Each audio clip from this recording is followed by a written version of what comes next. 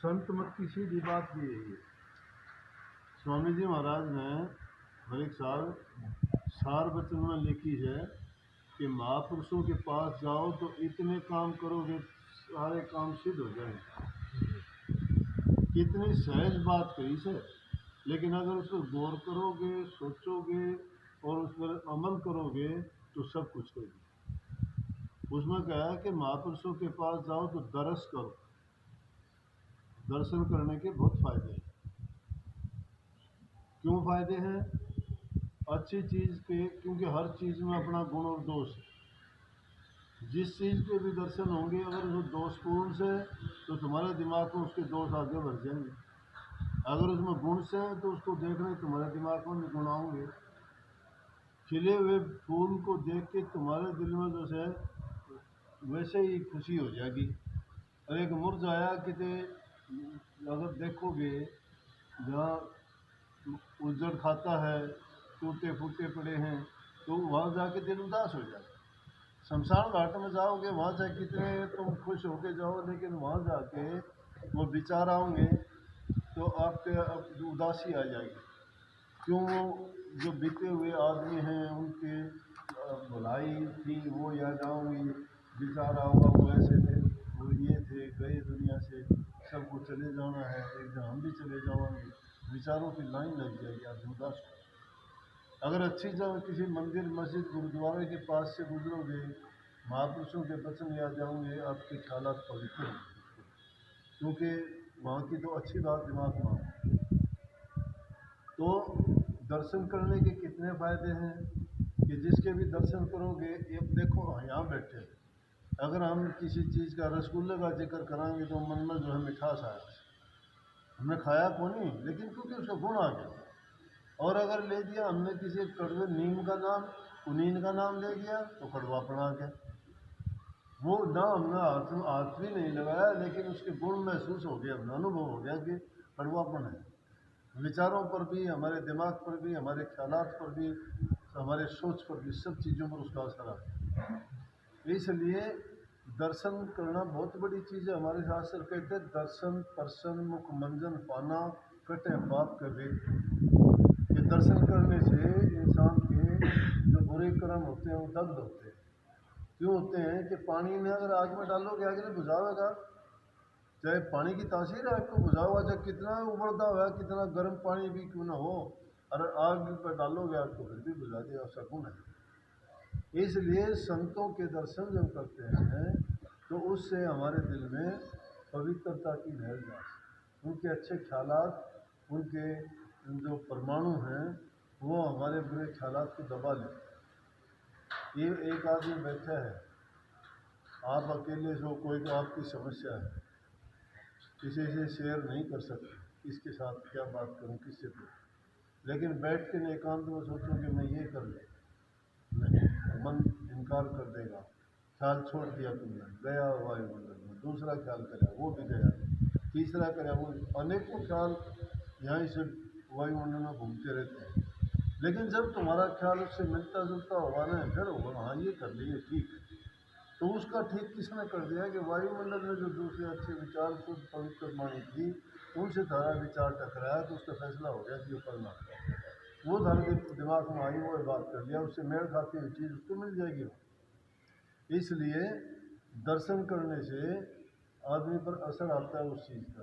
तो कई महापुरुषों के दर्शन करोगे तो उनमें गुण है परमात्मा का, निष्पक्षता का, प्रभु के प्रति प्रेम का, दया का, दूसरों के परोपकार, हित का, भलाई का। तो उनके दर्शन करने से तुम्हारे दिल में भी शांति। पानी के पास जाओगे ठंडक मिलेगी, अग्नि के पास जाओगे गर्मी मिलेगी, जैसी चीज़ के पास जाओगे वैसे हमें उसका असर दूरते दिखाई देगा। तो कहीं पहली बात कि दरस करे, दूसरा काम कर दिया कि वचन को नहीं सुने, फिर उनके वचन सुने। वचन सुन के लिया को नहीं, कोई कथा वार्ता सुन ली याद हो जाएगी धरे। कथा का की मतलब है, कथा तो जितनी बार सुनोगे वाह की बार रहेगी। दशरथ की 3 रानियाँ थी और 4 पुत्र थे, ना तो 5वां पुत्र कर सकता कोई, ना चौथी रानी कर सकता, चाहे वह आदिकाल से सुनते आए सो एक भी सुन लो। समझ गए ना। लेकिन वचन अगर किसी का सुनोगे उसमें अनेक गुण अलग अलग टाइम पर अलग अलग उनका ख्यालात जब होगा तो उसके अनेक मतलब है। तो इस वचन सुनने के बाद उसको गुनना चाहिए। दरस करे वचन को नहीं सुने, सुन सुन के गुणे, गुण गुण के काट ले सार। सार तीसरे से काटना चाहिए। सारी बातें सुनते जाओ लेकिन अंदर में रखो। महापुरुषों के पास जाओ, तीन चीज़ खुली रखो, आँख खुली रखो, कान खुले रखो, हृदय के कपाट खुले रखो। आँखों से दर्शन करो, कानों से वचन सुनो और हृदय में उन वचनों को जचा के रख लो। जब खाली वक्त हो उस वक्त में उन बातों को ख्यालात करो। जैसे गाय भैंस पशु जंगल में घास चरने के लिए जाते, पूरा दिन चलते रहते हैं, खाते रहते हैं, और जब फुर्सत होती है बैठते हैं, फिर वो जुगाड़ी करके उसको हजम करते हैं। तो इसीलिए उनने इस बात के लिए कही है कि वचन सुन सुन के तुम अपने हृदय में रख लो। अभी वो शब्द भी गया था, उसमें भी यही बात थी कि तुम वचन सुने, सुन सुन के गुण, तुम गुण के काट ले सार, कयाट सार तिस करे आहार। उसका फिर आहार करें। जिस प्रकार से दूध को जमाते हो, फिर उसको रगड़ते हो, फिर उसमें से मक्खन निकलता है। नहीं तो दूध में सारा दिन हाथ मारी जाओ, मक्खन नहीं मिलेगा। सार चीज़ किस चीज़ में है? मक्खन में है। मक्खन को प्राप्त करने के लिए उसका क्या करना पड़ेगा? मंथन करना पड़ेगा। मंथन करने से पहले उसको एक तापमान पर, निश्चित तापमान पर गर्म करना पड़ेगा और फिर उसको जामन दे के जमाना पड़ेगा। इसी प्रकार से जो ख्यालात और वचन आपने सुने हैं, उनको एकांत में बैठ के सुनने के बाद उनको गुण, उनका सार निकाल के उस सार को जब हृदय में रखोगे तो वो चीज़ को हासिल करने के बाद आपको विचार, ख्यालात और आपको पुष्टि मिलेगी, जिसके कारण जीवन यूँ अकेली बात या नहीं कि आए हुए आके सुन के चले गए। ये तो बात आप घर में कर लोगे, जानते हो, आप भी जानते हो, किताबों में बहुत सुन लोगे।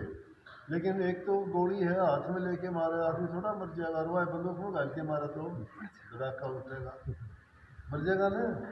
गोली तो वैसे है, लेकिन हाथ में लेके मारो से 50 बार मार लो से धड़स भी लाई जाती है। तो महापुरुषों के जबान से जो वचन फरमाया जाता है वो उसे गोली की तरह से उनको हृदय में बाण की तरह से हृदय को छेद देता है, फेंक देता है। लेकिन किसको? जो जिज्ञासु होगा। जिसको ज़रूरत नहीं है उसके लिए कोई चीज़ नहीं है। वो तो उसे नुगरे की बात से नुगरा आदमी सत्संग में आ जाएगा तो भी ओड़ा सोड़ा देखेगा, उसी नज़र नहीं देखेगी। कई ने देखेगा, क्या उनने देखा, उसका मन कौन देखेगा? जय नुगरा सत्संग में आवे, मोटे मोटे वचन सुनावे और वो है लड़न में त्याग नुगरा ना मिलो पापी मिलो होता है। ऐसे आदमी, उनके विचार दूसरे होते हैं। वो तो यहाँ बैठे हुए भी और कहीं से घूम रहा होता है। लेकिन जो आदमी, एक आदमी 10 वर्ष में भी आके एक वचन सुन ले। एक आदमी मलिक साहब घोड़े पर सवार होकर जाने लग रहा था, मंदिर था एक, उसमें कथा होने लग रही थी, सुना उसने। बोले भाई ये इतने आदमी कौन से, ये बात है, ये बात पूरे इतने आदमी? हमने जी पूरे एक पंडित जी कथा करें और ये तो रोज आना इतने और सके। वो भी घोड़ा था बांध के और बैठ गया। उस टाइम पर प्रकरण चला हुआ था त्याग का।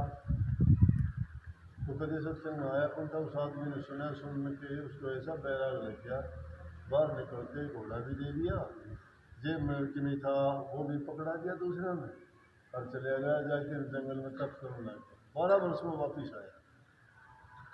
12 वर्ष में वापिस आया तो जब तक तो वो भक्ति करके पूर्ण हो चुका था, मतलब उसने जो ज्ञान प्राप्त करना था वो कर लिया था। 12 वर्ष में तो उसने तप त्याग साधना जो की, उसके कारण उसको जो संतुष्टि मिलनी चाहिए थी वो मिल गई। तो आगे और जब देखा तो उन्होंने बोला भैया इतने आदमियों में क्यों जा है? जी कथा हो सके, 12 साल पहले मैं आया था, मेरे एक ज्ञान का थप्पड़ लग गया था, आज तक मैं नहीं बावड़ा, 12 साल में ये आया था और ये रोजाना मुँह छिटवाऊँ जरूर ही बैठे। तो जो आदमी कोई लेना नहीं चाहता और रोजाना मुँह छिटवा ही जाओ, सुन ही जाओ, एक कान से सुनेंगे दूसरे से निकाल देंगे। जो लेना चाहता है उसने तो एक वचन कान ला ही जाएगा। काम का और ज्ञान का चमका है लाके अगर उसमें ज़्यादा देर को नहीं लगती। जो आदमी लेना चाहता है, जिज्ञासु होगा, उसके लिए वचन काम करते, नहीं तो दूसरे लोगों के लिए तो मिथ्या बात है, मतलब की बात नहीं है। इसीलिए इन लोगों का जीवन नहीं बदलता है। इसीलिए तुम घरों में जो बात होती है, किसी का घरड़ा नाराज, किसी का लड़का नाराज, किसी का जमाई नाराज, किसी के रिश्तेदार नाराज, किसी तो सत्संग में जहाँ है, अरे सत्संग में जाना तो नाराज हो रहते हैं, लेकिन नाराजगी का कारण कौन सो? थम सो। नाम तो लेके आओ, सत्संग का घर में जाके व्यवहार करो, थम बुरे से बुरा। फिर वो कहेंगे तो सत्संग में जाके तुमने क्या सीखा? वो मन में बिगाड़ देंगे, वो ही सिखाओ सीखे वो लोग कहेंगे वो ये सिखाओ सके हमने, नहीं जाओगे पास। तो ये आगे मन में कहने लगा, तब मैं गाड़ देता माँ, मन में गाड़ को नहीं दे, मन के भी कटे हमने दे दो गाड़, हम जो मन गाड़। इसलिए जो अच्छा करना नहीं सीखता इंसान, यहाँ के भी जो सुधार नहीं कर पाया, तो कैसी भक्ति है? यहाँ के तो आदमी को जो बात कही जा उसको मान के देखो, फिर अगर कमी हो तो फिर बताओगे।